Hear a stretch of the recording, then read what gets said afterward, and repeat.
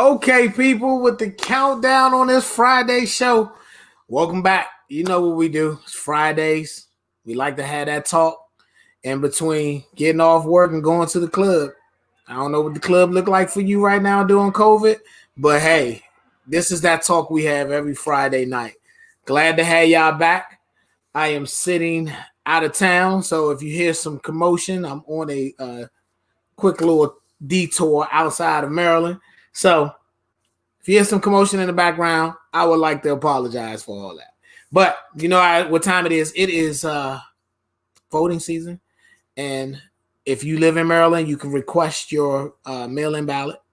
You have to request it. They'll send it to you, and then you send back the form, and they'll send you your ballot. So VBM to 77788. VBM to 77788. A lot of stuff happened throughout this week. I didn't have any papers for my program. Yeah, I know I'm in my DSW program at the University of Southern California. Have any papers due this week?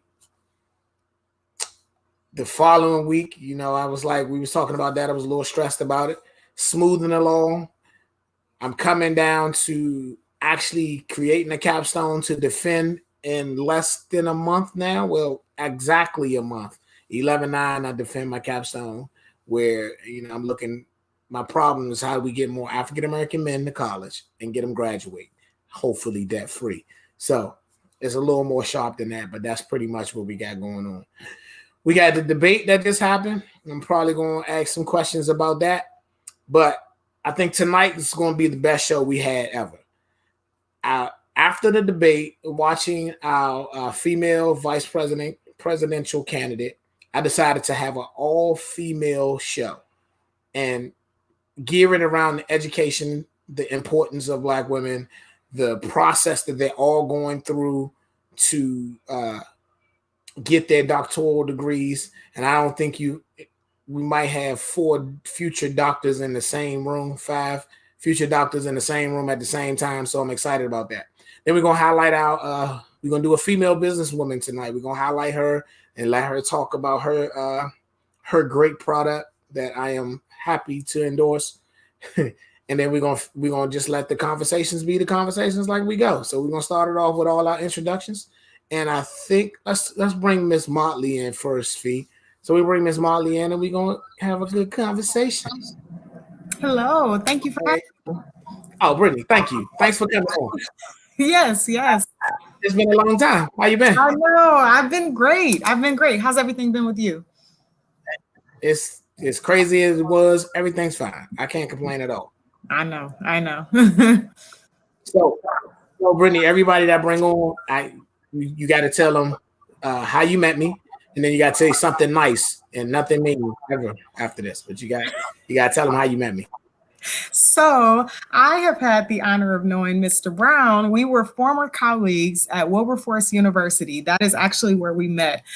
We were working at a time of crises, and we were charged with reforming the school while they were under show cause accreditation. So we were working crazy hours, but the commonality that we had is we were both committed to seeing students succeed.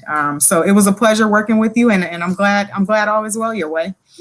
It was funny about that time. I was just telling one of my best friends, I was like, I got Miss Molly on. We only worked together. Like we was just making sure her in on academics, my end on student life, all blended together to make sure these kids got out of their school or had a place to stay and get out of the school, but also back home. So it was a pleasure knowing you, working with you professionally, because I saw how committed you was to making sure they were good academics. And that was something I can always put in my tool bag when you steal pieces from people, and to watch you go through that process was amazing. Yes. So that's why I wanted you on, because I know you pursuing higher education. I wanted you to talk about that a little bit. So before you do that, though, I'm going to bring in another young lady who's also pursuing her doctoral degree. I'm going to let her do the same thing I did with you. And then when everybody get in the room, we're going to talk.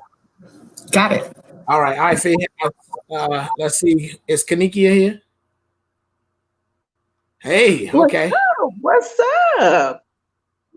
What's going on, Kanikia? How are you, right? Hey, I'm fine. I'm living a life. That's good. Listen, everybody, I appreciate you coming on and taking my invitation. I know we do enough Zoom stuff because we're in the same program, but I do appreciate you coming on because I needed you, and you're always there. Definitely in these last couple months in these papers and async and whatever else we had to do. So tell the people how you know me and say something good about me. Okay, so you and I had the pleasure of standing on the same street corner, and no, we was working it, baby. Remember? Remember I that? remember that street corner. No. Thanks. Oh, but no, we're in the same class, same cohort. Grinding through these assignments and stuff together, going through the trenches. So yeah, I thoroughly enjoy you, Antoine. You're like the light of my life at 7 p.m. Tuesdays and Thursdays. No, Every but I love you, dude. I really do. Man, like I said when I first met you, man, you know how I feel about you. I appreciate you and everything else. Is Niani here, Fee? Yeah, I think Niani. Let's bring Niani in. Hello, future Dr. Smith. How are you? Hey, Dr. Brown, how are you? All is well. All is well. How are you? Everything's good. Tell the people who you are. Say something nice because you've been on the show. You already know how this go. Okay, yeah, so I was supposed to tell how I know you. So the last time I told them that, you was begging for change outside of Rivertown, and I had a couple coins, and I decided to, offer a brother some spare change, but also believe in supporting Black men. No, you are my classmate. As alongside with Kanikia, we are at the University of Southern California in the doctoral program for social work, working it out, doing what we can, trying to change the world. I changed the world. Hey, Niani, thank you for always letting people know what my side hustle is. Okay, yeah, no problem. Yeah, appreciate that. All right, Fee. Okay, we got 3. Let's bring in Sagira. I think Sagira's here too. All right. Hello, how are you? I'm good, Miss Sagira. How are you? I'm doing good. So always on the move, but I'm moving. Oh yeah, as long as you here. So I'm gonna tell y'all, I've been trying to get Sagira on the show for like the last 6 weeks, and every Friday she always like, I can't, like I can. No, I don't think I can. So I finally tracked her down, and this is a perfect show for you to say yes to. So I appreciate it. But tell everybody how you know me. Say something nice about me, okay? Okay. Well, I'm Sagira. Me and Antoine met, I want to say like 2016, and probably over bowling. That's my triples partner right there. Yeah. Always win a little cash in bowling with Sagira. She throw the ball better than half of the men that's on this side of the earth, but not me. She can't beat me, but the other men on this side of the earth. That's all I got. All right. So, ladies, everybody on this call is pursuing a doctoral degree in some type of field away. And Sagira, I bring you on with these highly educated women because after the debate, I felt like Black women needed to shine. So what better way? And well, my platform is to bring 4 smart women that I all know that's all pursuing their doctoral degree at the same time. I think that's the coolest thing ever. And I'm just here to highlight you guys, and we're going to talk about some of the things we talk about. But before I do that, Sagira, tell them what school you're going to and what program you in. And I lost her. She can't tell me with that face. All right. We're going to come back to Sagira. So she probably penciled back in. So nope, yep, Fee probably took it down. So Brittany, I'm going to start with you. Wait, first, let's talk about your dissertation and what it's about and what you're pursuing, and let's go from there. So I'm attending Antioch University, right over in Yellow Springs. You remember that world over there. And I'm pursuing my PhD in leadership and change. My dissertation topic is I want to understand how leaders make meaning of their student success landscape as it relates to equity. So I really want to help institutions kind of reform, as it's making sure that we're providing equitable student success, removing systemic barriers for students. And I want to develop a framework for that. I might need to talk to you about mines, but I'll say mines too. We might not have a conversation because that might be some good, interesting stuff. Kanikia, could you go ahead and share what your capstone is on and all that good stuff?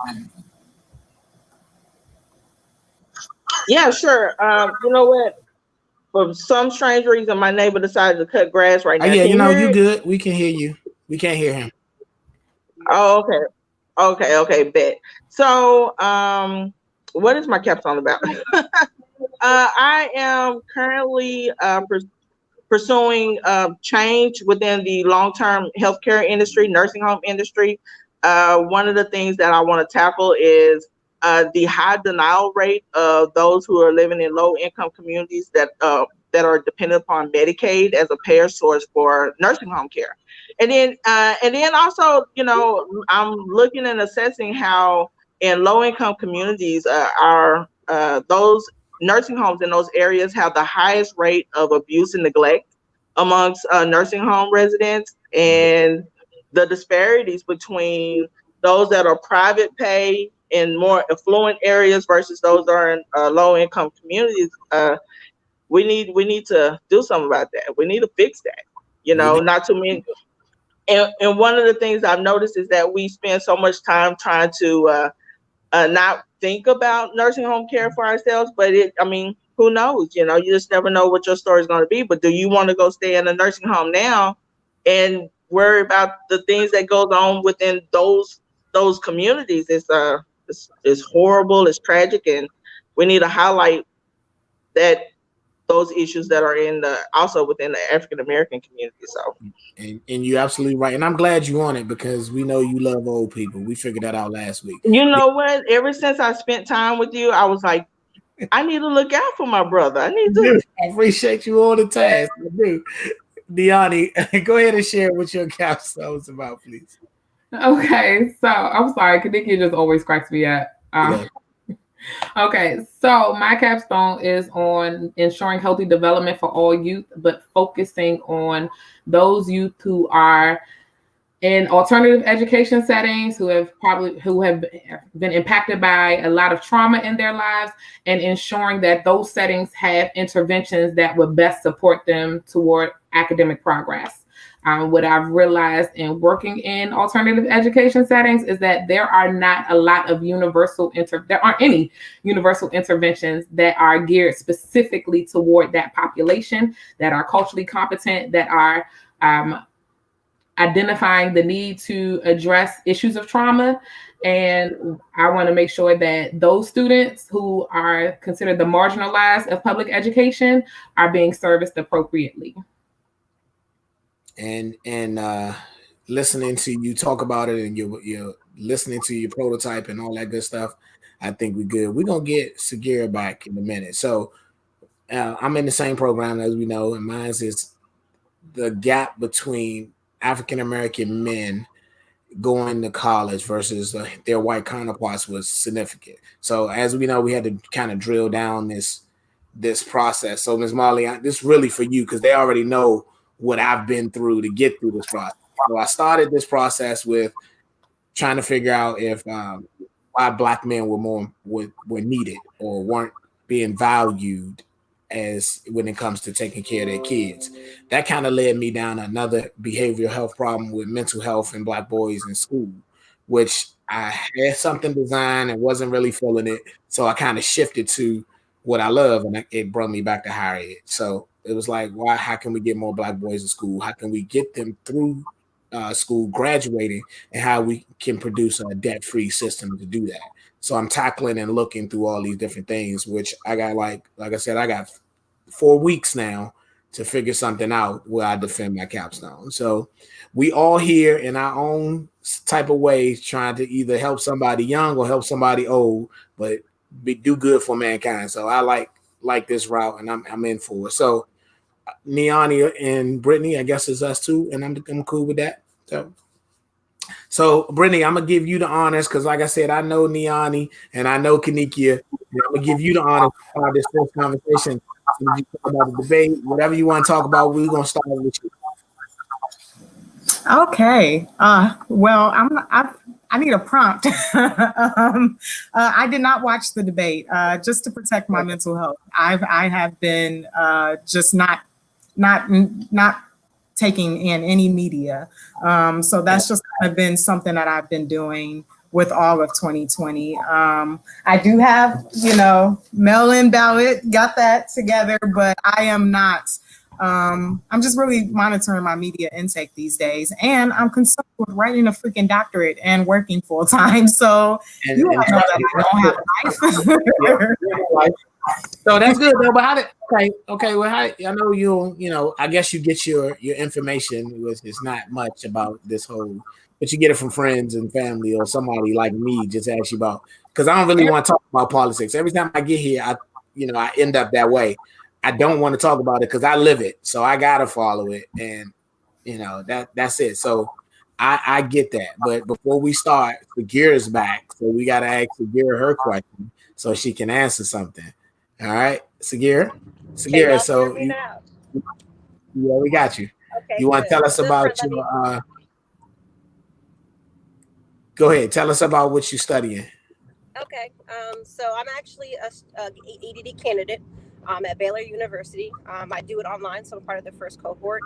And my it's supposed to be a capstone, but it's a dissertation. Is actually on bowling organizations, looking at membership engagement and culture, and see why bowlers, or particularly competitive bowlers, choose their particular organizations. Is it due to the leadership of the organization? Is it due to the certain cultures or subcultures that are created within those organizations or within certain regions?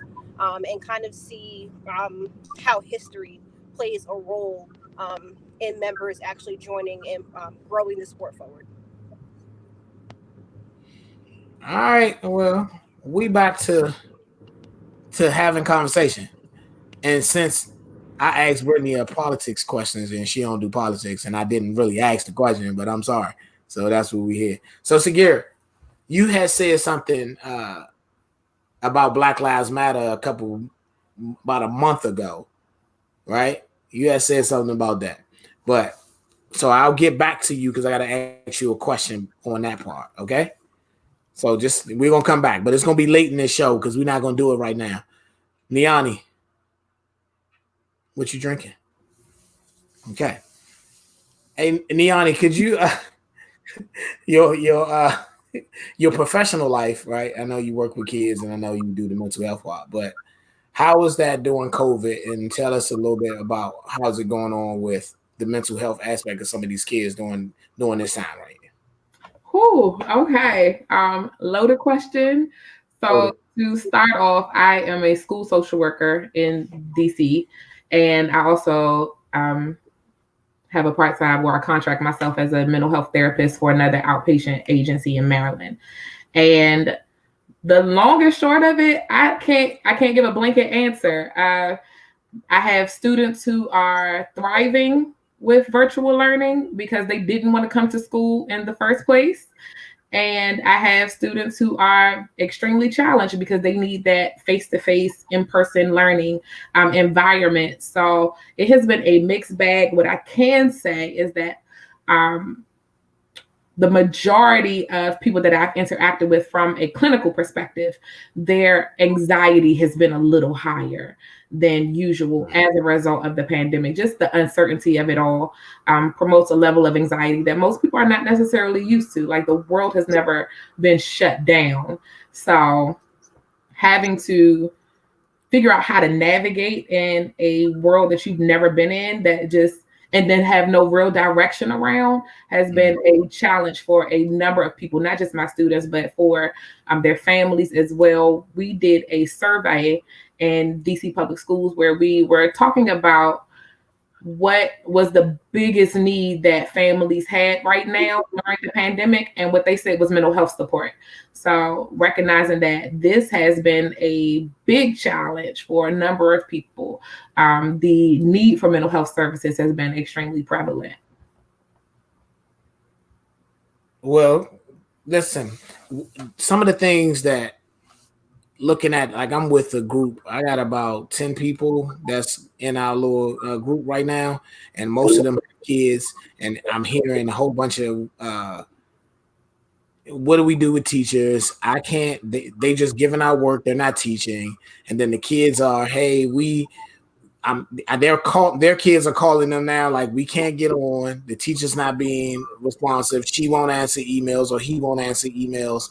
Like, so it's a lot of frustration that's going on between parent, between student, between teacher, between mental health therapists. Like a lot of people are going to be up and down through these times, which I think is crazy. Brittany, are you working in higher ed right now? You don't have to say your job, but are you on the higher ed side? Yes, I'm doing Yeah. consulting Okay. with higher ed, and so yes, I'm working with. I'm actually just working over equity for a region, and I just got the Milwaukee region, and with everything going on in Kenosha, that has been super interesting. But I echo all sentiments shared that this year is just smacking everybody in the face, and everybody is coping in different ways, and we are just having all to be agile in how we support and how we cope as well. So it's been interesting to say the least. Yeah, and I know because listen, tying it in from the elementary schools to high schools and all the way up to the higher ed side, it's going to be interesting to see how education's affected over the next 2-3 years, because we're taking a lot away from a lot of people, and then like any other thing that goes on, we got some effects that happen afterwards. So I'm interested to see how that goes down. So I say one thing that's good is with everything being so racially charged, we're able to see and call out systems now. And so, we're calling out medical racism, we're calling out systemic racism in higher ed. In every sector, we're calling it out now, and so I'm grateful for that we're able to name this thing, we're able to identify it, and people just can't sleep on it anymore. So that's one thing I'm grateful for. that is true. And Segura, you had said something on your page, 2 months ago, about the systemic racism part of it and everything. You want to share that? Yeah, that post was actually in response to someone within the community kind of making racial comments, but not understanding or not wanting to understand that the community is made up of all types of people. So you have to be careful of what you're saying and what you're putting out, especially if you're interacting with those folks or you're calling them your friends, your family, community. And that post really was just to give just basic definitions. It really was from intro to sociology into the anthropology of just what culture is, what racism is, how I really don't care to say Caucasian because it's not biologically a thing. We're not Caucasides. We're not from monkeys. And really just giving the facts that if you really don't go into education, if I never went to Morgan State, I really wouldn't have that education. I wouldn't be able to share what I know. And I know a lot of people within my community don't understand that. So it's really that post is really more about the education. But it's to understand that cultures are a thing and that we need to be more inclusive. Even though I am pro Black Lives Matter, I feel like in a sense all lives do matter. We can't live in a society where we focus on one. I just think that it's the issues that we're dealing with are issues that we're dealing with. They need to be addressed. But it's within the system. There's nothing that we can do if we're not changing any of the systems. We can protest, we can change. If we're not changing laws, if we're not changing who's in power, if we're not changing who's making decisions, we're never really going to get the change that we're looking for. And you absolutely right. That's why I wanted you to share, because and I'm gonna go dig your post up. So you're right. I mean, she really broke it down, and I was like, man, there's some stuff in here that I probably wouldn't even wanted to look up to know. And I'm glad you did this research here. That was like, that's that doctoral part of you. You just now you researching and making sure you fact checking and going fact check the fact checker, because you got to make sure that your information that you put out is correct. Who knew? Kanikia, you want to say something on the systemic racism part of I know you are a social worker also, and some of the things you see and like that. Systemic racism. One of the things that I believe that and I get where the whole Black Lives Matter, then yes, of course all lives matter, but one of the things that bother me is that we have to articulate that Black Lives Matter. And then when we articulate this, we're really having a tunnel vision as to who our audience is. everyone that doesn't look like us. However, I think we need to change the focus on that and make it more of a community wide thing where we're saying that to each other, that Black Lives Matter. Let's do away with some of the things that that is hurting our own community. And I think when we have a strong foundation and we're working together, and it makes it more difficult for those who are labeled as our oppressors to be effective in causing harm within our community. So I don't know. I don't look at systemic racism as just this broad swipe of the brush or whatever. It's so many different components to it that makes it become effective how it is and has been for many generations. So I think if we address certain things within our own community, we can eliminate the power structure that's designed to keep us in the position that we're in now. Okay. Before we get to this next topic, let me highlight my business of the day, man, because I have to ask you all a question about, because I know we got systemic racism going on, but you all blame being Black women. That's another thing that's on top of you guys just being Black or of color. So we're gonna go dive into that and see where you came from and your roots of getting to being either candidates or having a dissertation or going to defend a capstone in a month, because I know that struggle. So let's bring on Miss Townsfield if you got her. Hi, everyone. Hey, Miss Mo, how are you? I'm doing well. Thank you for having me. And hi, everyone. It's so wonderful to be amongst these beautiful Black women getting their doctorates, because that is not me. And I thought this would be a perfect show, because even though you're not getting your doctorate, I know you have a doctorate in with the things you do, and I'm appreciative of your work. So if you can tell other people how you know me, and then we're going to go ahead and talk about your business and highlight some of the things how they can get to you and all that good stuff. So I have known Antoine for a really long time, if you really want to calculate these years, but I know him through his wonderful, lovely, amazing wife, Felicia. Felicia and I are best friends, and her and I met in college. And so I had the opportunity to meet Antoine when they were dating and he was courting her and then proposing and all of those great things. So I've known Antoine a really long time.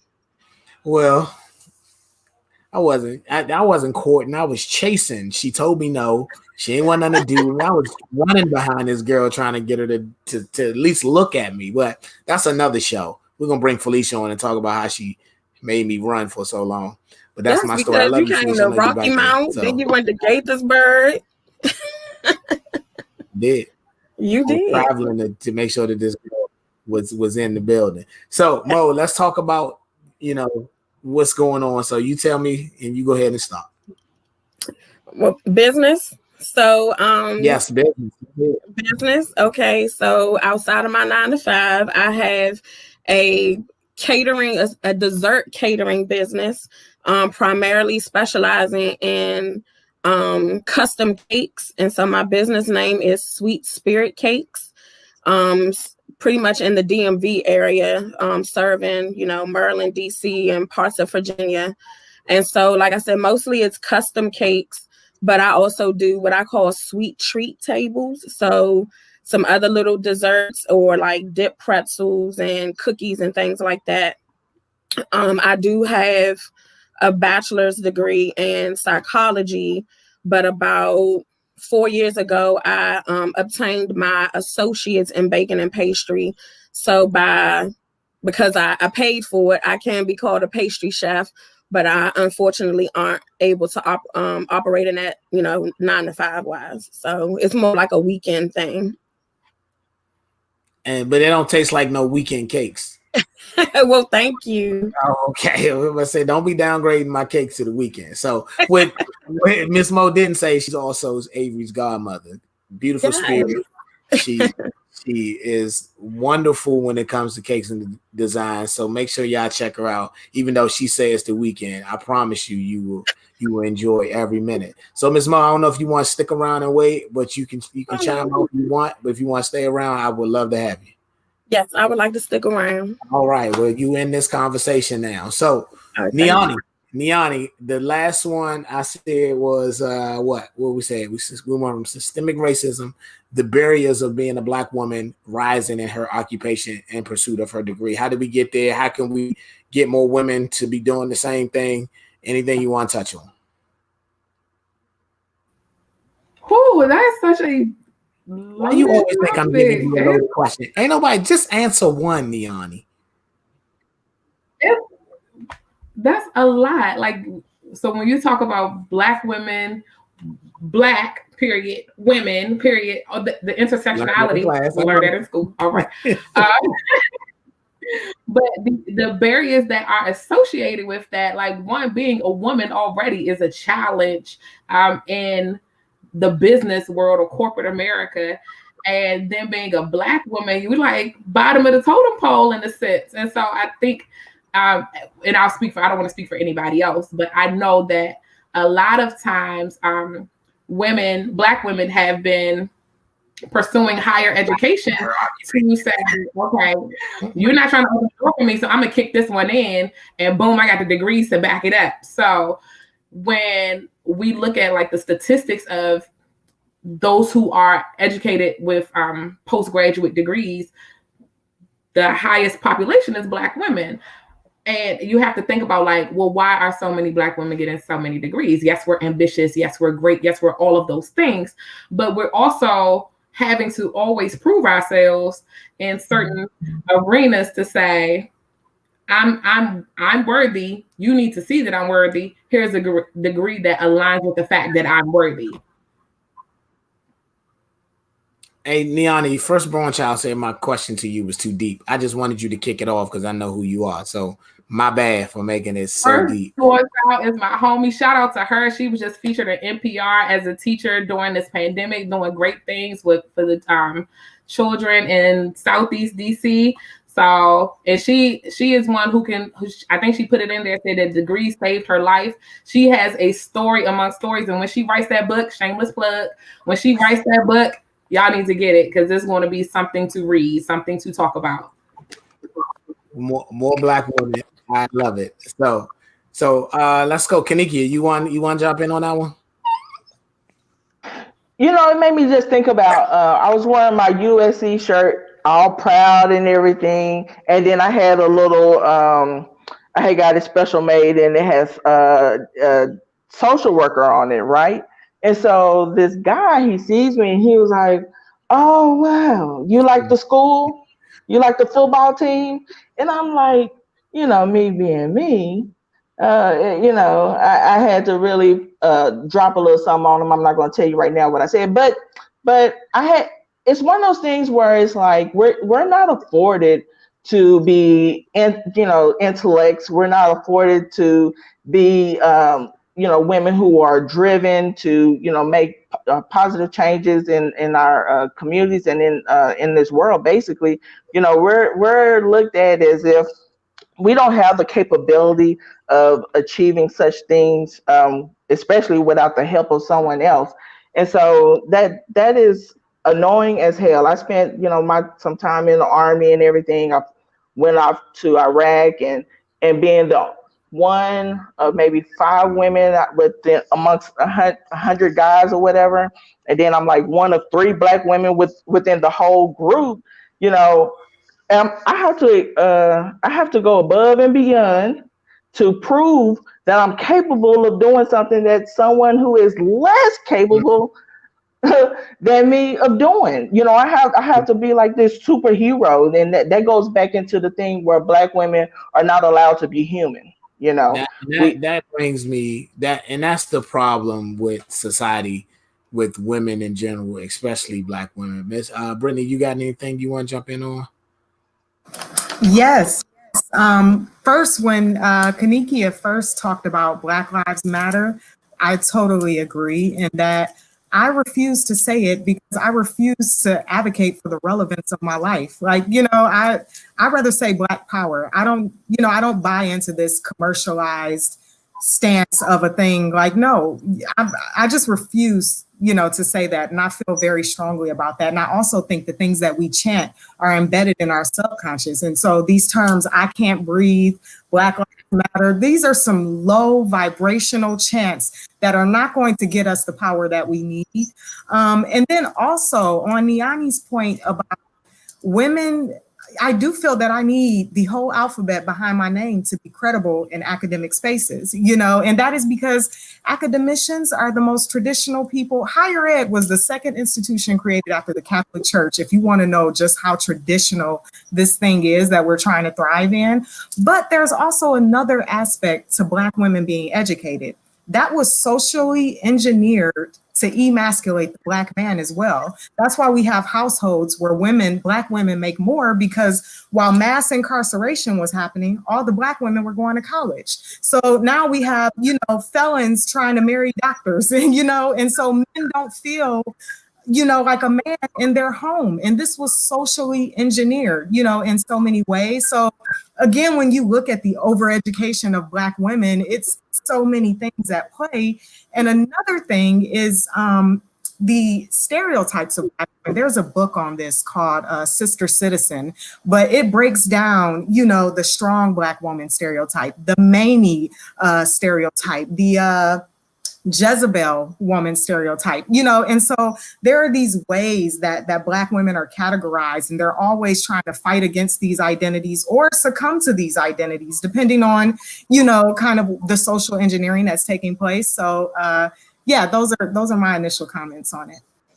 Man, and that brings up just you too smart for me. That's too much reading, but that was wonderful just to figure out how, as a man, knowing that the emasculation of the process of all going to jail, first from slavery, being taken from our women, then the Jim Crow, now mass incarceration, now the way the musics and things are turning and downgrading men in that process to be able to support Black women. I thought the coolest thing in the process with me and my wife, we're going through the process together. So both of us in the doctoral program. I'm in semester 3, she's in semester 5. But everybody keep telling us the power of that after we finish is going to be strong. And we ain't thinking about it because we're going through this process. But after it, just to seeing both of us have it would be strong. Sagira, you want to weigh in? And then Mo, I'm going to ask you after Sagira. Yes, I want to tag on to what Brittany's saying in terms of being a Black woman in academic spaces. And even at Baylor University, we kind of see these dynamics, and I don't think that they're intentional, but I feel like they are just systematically put in people's minds, or just kind of how they focus, that we have colleagues or we come to school and none of our professors look like us. Like, we are steadily, each cohort, teaching our professors or teaching our other colleagues that are kind of stuck and rigid in their ways, how we can have a voice and not be deemed angry, not be deemed aggressive, not be deemed only we care about Black people. Like, just to be able to share different perspectives and not always be antagonized, like thinking about what we're wearing, how we're wearing our hair, what space we're in, the fact that we're in a pandemic and we're still thinking about where we're sitting and who we're around. Knowing that we probably have families at home, like being in an academic space and pursuing the doctoral level is just another, like, a stigma. It's just another battle that Black women have to face. And it's like, unless you stick together and have a cohort mentality, it's really hard to do it on your own. You really will not be able to exceed, because academia was never made for a space for us. Even though they collect us to collect money, was not made for us. And so us putting ourselves in these spaces and talking about things that they're not willing to talk about. The fact that I'm in an EDD program and I'm talking about organizational change through bowling organizations, it seems so great for other people, but it's life for me. And so it's really learning how to find your voice in that space and being okay with being the only voice. Like, the only advocate you're ever really going to have is yourself, and then hopefully you'll have followers who will back you up and support you. And I agree. Ms. Mo, you want anything you want to weigh in on this topic? So, if anything, I wanted to backtrack a little bit. I think it was Niani who made the comment at the beginning of saying that we as Black women, unfortunately, we have to prove ourselves. And so outside of the culinary field, for me, my 9 to 5, I am, my background is pretty much an administrative assistant. And so, I've seen a lot of not just African American women, but Caucasian women, because just women in general, we have to prove ourselves first. And then coming with being an African American, it's kind of like it's a double prove. Like I have these two things against me and I have to really show up and show out. And so being an administrative assistant is like, you have to then work that extra hard for that woman if you're supporting a Black woman to just ensure that she's taken care of appropriately. I've seen some African American women that they're like, I have to go in this meeting and I have to have everything. I can't go in here and not have the PowerPoint. I can't go in here and not be prepared for this meeting. And so then as the assistant, I have to make sure that she has all of these things. And so it's kind of like just that is, it weighs on me too, so that they can show up and, do what they need to do. And even in the culinary field, a lot of women, African American women as well, we have to prove ourselves because it's a man's world. And so it's just across the board, like, unfortunately, that not just being African American, but being a woman, that we have to just prove ourselves just the greater, all the more. It's interesting now, like I said, because it's a Black woman in forefront, and to hear how the differences with the same thing that the white man is doing, and she's talking the same way. She's being criticized, she's being demeaned, she's being put in all types of ways that it's like, that's just natural looking in our culture. That's not anything that you should be offended or anything just because the way she looked or she smirked or she did these things. Like, it's like, man, y'all really don't understand. You don't understand Black culture or Black people, one, and you definitely don't understand a Black woman. And that's tough. That's just tough to see. And not saying you got it, Kanika, go for it. Not saying that it's just tough to see. Go ahead, Kanika. Yo, like real talk. Have y'all ever sat back and just thought about how dope we are? Like our culture is so dope. Like really. I mean, I've been to Spain. I've been a little bit of everywhere. And when I see people who don't speak Spanish rapping the Cardi B, or if I see, seeing like how our culture is, Korea, Koreans love our culture. Like it's like the craziest thing. And so to sit back and to see this, and like, I can't be too caught up into how much people allegedly hate us, but it's not that hate, it's that envy. You know what I'm saying? Like, we just naturally have so much sauce, that it's just, I don't know. We dope as hell. What's up? We look at this. You got look. Every semester in our program, I honestly thought I was going to be in a mix of a bunch of white women, maybe some white men, maybe, but to go in there is like half of the class is Black women, or like, and this is consistent every semester. I'm like, come on, sis. Come on. It's exciting. It's exciting. Kaniki, and I'm the only Black male. That's disturbing, right? So sometimes I'm in class, I'm the only Black male, or we might have one other Black male that's in our class. So let me shout out Richard Washington. Rich, good to see you, man. Good to see you. Let's see. Latoya said dope to you. Did you see that, Mo? All right, she shouted you yes, out. I did. Can I piggyback real quick? I just want to say, because we are so dope, because we're so amazing, that is why they have to kill us. That is why they have to put us and hide us. And that's why they needed us, and they brought us from over in Africa or wherever we were and brought us over here because we knew how to do all of those things. We are the reasons why they flourish, while, if you want to get down and dirty with it, why their babies were fed, why their crops flourish, all of those things. And so we are created and designed to be dope and amazing and to do all of those things and innovative. And it turned out that they got to hide us. You know what I'm saying? So they want to shine. So they had to, you know, put us to the side or put us in the out in the field in the shed, whatever you want to call it. And that's just it. Yeah, y'all are amazing. That's what somebody said in the chat, and you're absolutely right. Couldn't do half of the stuff if we just look at the last 50 years, most of the things that's been created and done in this country has been on the backs of Black women.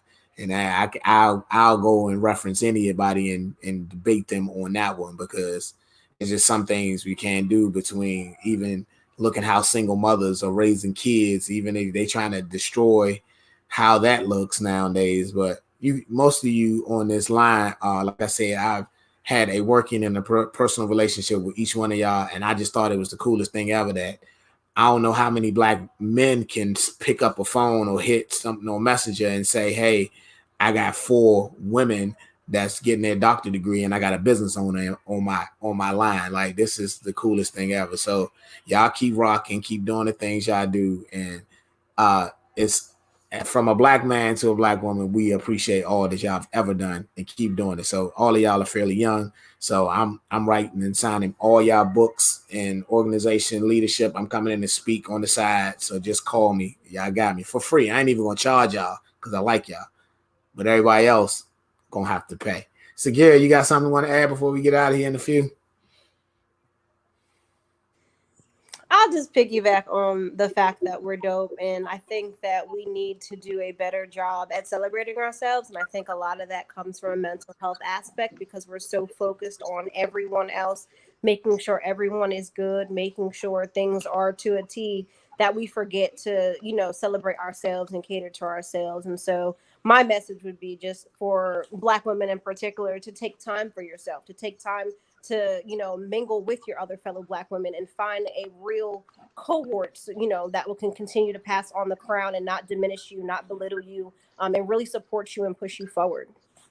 And that's important. We always got to have a partnership and team, because, you know, I'm a sports guy, so I feel like teams always work when they cohesive. Niani, you got something to add?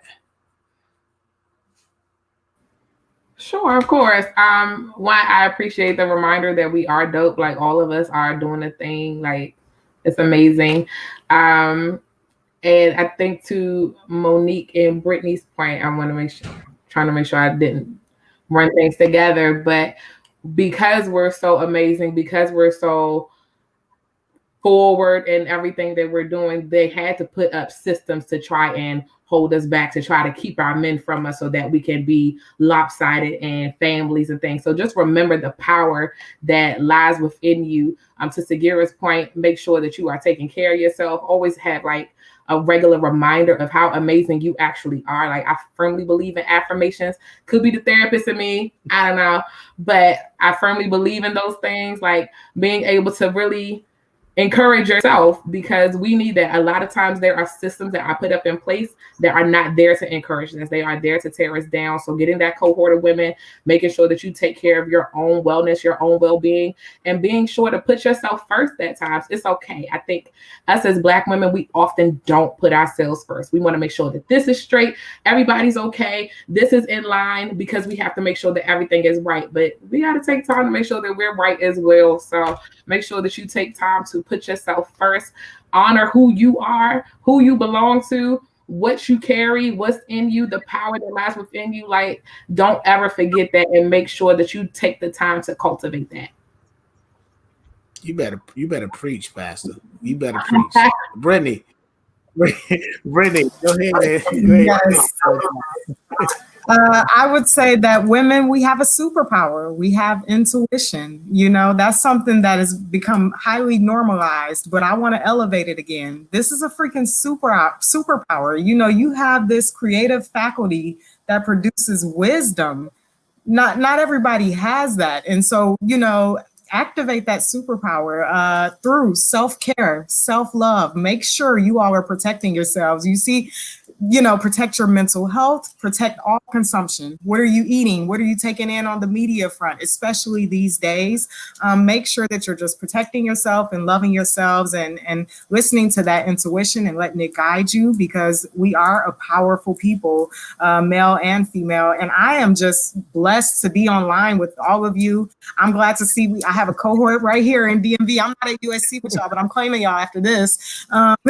So I'm happy to be amongst, great women like you all. And I'm just grateful for the resilience displayed here and every time I see a Black woman. So I'm thankful for this. And listen, normally I go all the way for the whole hour, but I am going to let you guys, whoever wants to close this show out tonight, because I'm not going to be the guy. I know my name's in the light, but I'm not going to be the guy to ever get in front of you guys right now.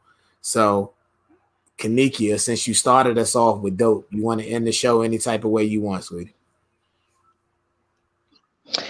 Man, I was not prepared for that. I guess I need a pop lock the next 5 minutes. You know what? To piggyback off of what Brittany said, these gifts that we have, and how, and that we should, Niani said, we should nurture, and take care of ourselves.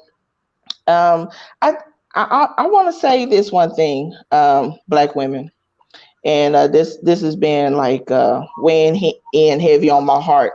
Yeah, we have so many strengths or whatever, but if we can do this one thing, there's like nothing that could tear us down and nothing that could break us apart, is if we truly unite. If we really support each other, and if we really, like if you see any sister, even if you don't know her, talk, and you see a sister down, go give some words of encouragement, and yet learn how to receive words of gratitude, affirmation. If someone is saying, something to you and they're just telling you that you look nice today, receive it. It's somehow or another, kind gestures. We've become like we have to become, immune to them, or we have to be so guarded and stuff like that. It is okay to be human. And in that moment, when you allow yourself to truly be okay with being vulnerable is not weak. Let's learn the definition of these words. Being vulnerable and and allowing yourself to be within the moment. Man, there's so many things that we can do. And I just want to uplift every last woman that's on here, and men too. And being a Black feminist is not being anti-man. Believe that. My daddy did not raise me to hate on men. He supported, and nurtured me being the woman that I am today. And, and that definitely came from a very strong Black man. So, man, can you feel that? Can you feel it? This is why I had you come on. This is what we do every Tuesday and Thursday. We get this every Tuesday and Thursday. One of the most smartest women I know, and she's funny. She makes class enjoyable when it's not enjoyable. Let's say that much. Well, with that being said, I'm going to close it out, and I need you to like this post, please. Continue to do it so it can raise up on. Follow me on YouTube, AntoineCBrown.com, and also for my mailing list so we can send out some goodies in the future, acb@bcast@email.com. Ladies, again, thank you so much for being here. I appreciate y'all all agreeing. Great show tonight. I hope y'all all come back on again so we can talk about something different. All right. Love you guys. Y'all have a safe night. Enjoy the rest of your Friday. You too. Love you. Thank you for having us.